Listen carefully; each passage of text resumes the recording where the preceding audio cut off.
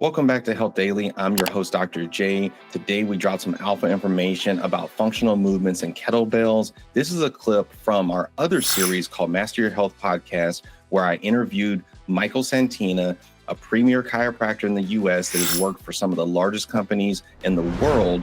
Let's see what he says about functional movements and kettlebells, the difference between the two. Make sure you like, subscribe, click the bell notification. Click the bell notification so you know when these videos are coming out.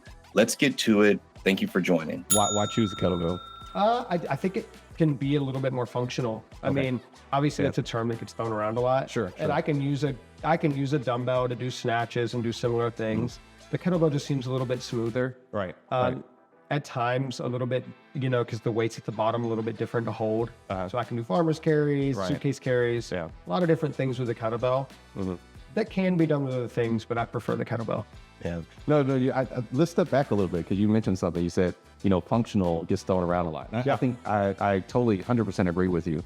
Let's define it a little bit, right? Yeah. So define it in the terms of functional. You have a kettlebell and you're trying to get someone to do a movement, or you have a bench press and someone's sitting there saying, "Hey, I'm going to bench press." What's the difference? Why isn't the bench press a functional movement as opposed to say, kettlebell lunges or, goblet squats or something like that? Yeah. So, I think that the really easy parameter, look, is this functional?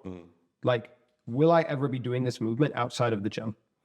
In an argument, a bench press arguably could be functional. If I ever find myself underneath a car and I need to push it straight up. Right. Okay. In that situation, bench press finally became functional. But even on a football field, bench press is incredibly unfunctional. What point is somebody going to stand in front of me and go, "Hey, go ahead and push me"? Yeah. It's going to be at different angles. It might be down, it might be up, versus like you said, the lunge. There's a lot of times during the day, I'm lunging because I dropped something behind the dryer and I have to reach for it. Right. That's actually a conversation I have with people a lot is and again, this is going to be different per person.